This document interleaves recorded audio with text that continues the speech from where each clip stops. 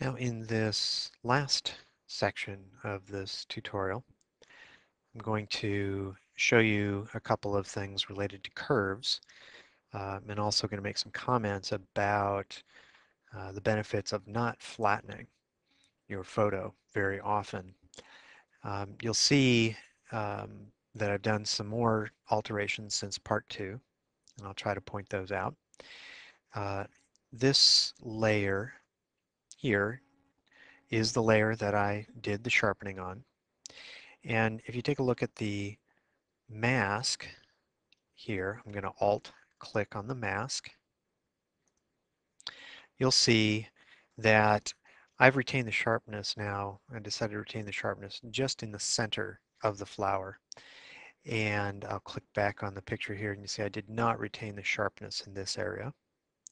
So that was just an aesthetic choice that I made. The next thing I did was I added another layer.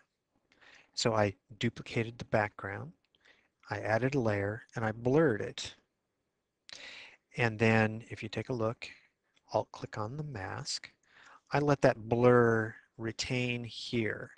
And really what I was intending to do is to provide a little more depth of field feel by blurring, including this clip. If you recall, that clip used to be a little sharper. And so I wanted to hide that a little more, make it blend a little more into the background. And now if you see again, we have our curves and we have our lightness A channel and B channel. And you can see we've got our linear straight line here. Now I'll make a couple of comments about how this curves work. Earlier on I said that this bottom axis is an input and this vertical axis is an output. So let's look at the lightness channel of the curves.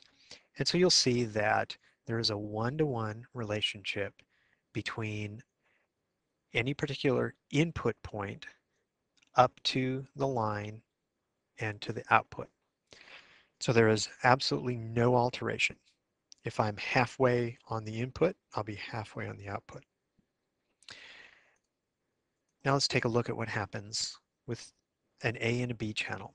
When we've pushed these in, what is essentially happening is that if I have an input level on this channel that is at this point, instead of coming up here to the 45 and being mapped to the same level on the output, it is being pegged to the maximum output level. And so this is what gives you that saturation. So we're essentially clipping this channel, both on the high end and on the low end. What this means is that anything, remember we've got this cut up into 10 groups, 1, 2, 3, 4, 5, 6, 7, 8, 9, 10. We're essentially saying that any input level on this channel that is in the bottom 20%, we're going to shove to 0 on the output. Anything that's in the top 20% of this channel gets shoved to 100%. So we're in lab mode, but let's think about this. Let's say if we were in RGB mode, and if we were looking at the red channel, we would be saturating out the top 20% of the red and blackening out the bottom 20% of the red. And so this is essentially what a curve does, is it maps an input level to an output level. Now I'm going to cancel out of this and we're going to leave this curves layer here and we'll turn it on and off as we need. So I'm going to turn it off and you'll see this is the effect that we got with that curve with this mask with this opacity. It's 85%. Now what I'm going to do is I'm going to now add another adjustment layer and I'm going to have it also be a curves adjustment layer. But we're going to do something a little different with this. These curves do not have to be a straight line. They can be any shape you wish. And what I'm going to do is I want to get a little bit of that saturation, but I don't want to lose the detail of the top 20% or bottom 20%. So I'm not going to push this line all the way to the top. So what I'm going to do is I'm first going to come into the middle and I'm going to click here. And you'll notice it has laid down a dot. And I got pretty close to the midpoint, which is zeros. I'm at -2, -2. So that's pretty close. That's a good anchor point. Now the next thing I'm going to do is I'm going to come up into this square that is one down and one to the left, and I'm going to drop another point, and I'll do the same down in this square, which is one to the right and one up. Now I want to grab these boxes one at a time and twist the curve. I'm going to pull this one down, and I'm going to push that one up. That way I get my slope in the middle without saturating out the top 20% or blackening out the bottom 20%. So now I've got the points. I can just grab this and I'm going to pull it up so it's right on that spot there. And I'm going to grab this one and pull it right down there. And so now we have this nice curve. And we have done that, applied it to the A channel. And now we'll do the same to the B channel. Anchor the middle, drop a point, drag it, and we'll put a point on here. You know, I probably shouldn't have drug it because look at that. It's going to move where I'm centric. So we're going to drop the point, then drag. There we go.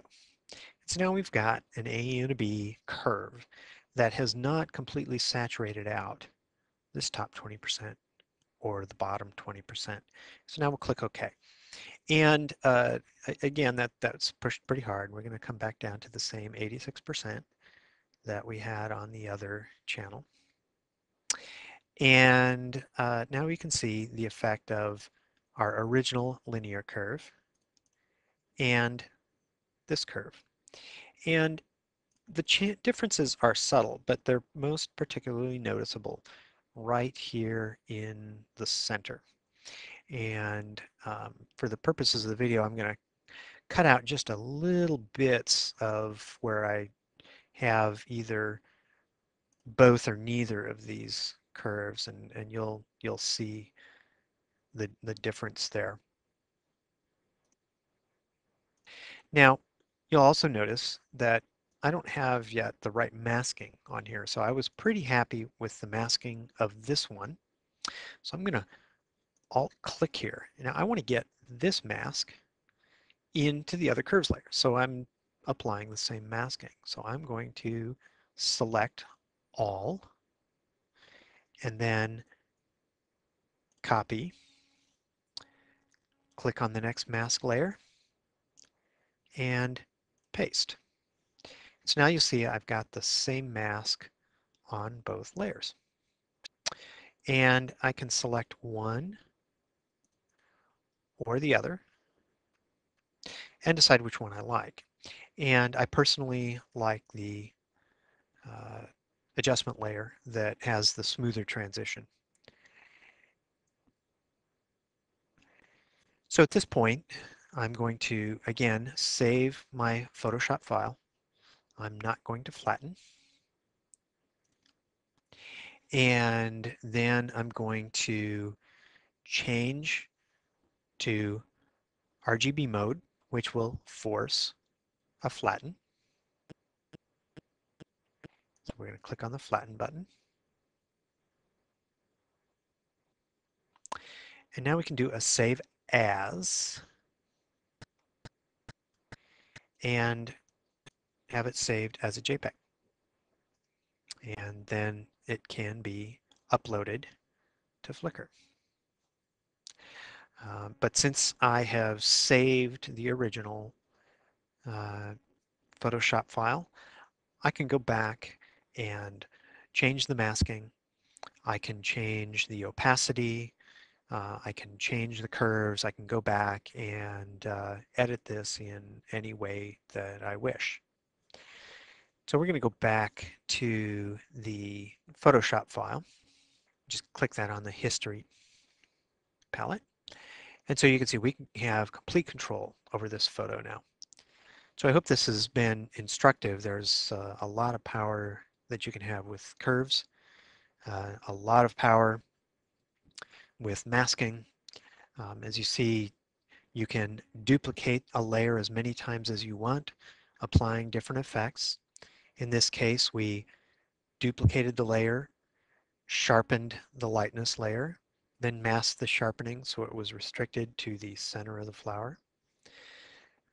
We duplicated that background again, added a Gaussian blur, and only allowed that Gaussian blur to be applied to the background so that we could get some nice depth of field faked out on that.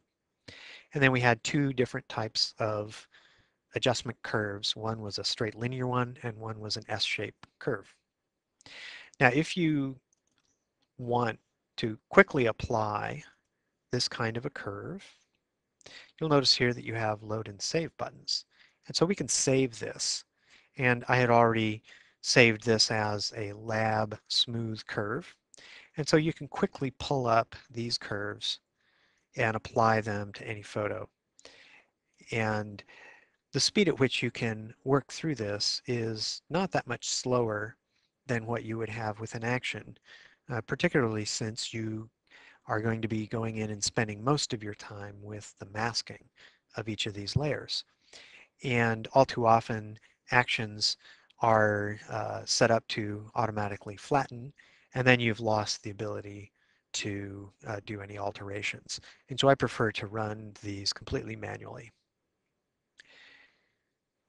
So if you have any comments on this or any questions or clarifications, go ahead and contact me in Flickr mail.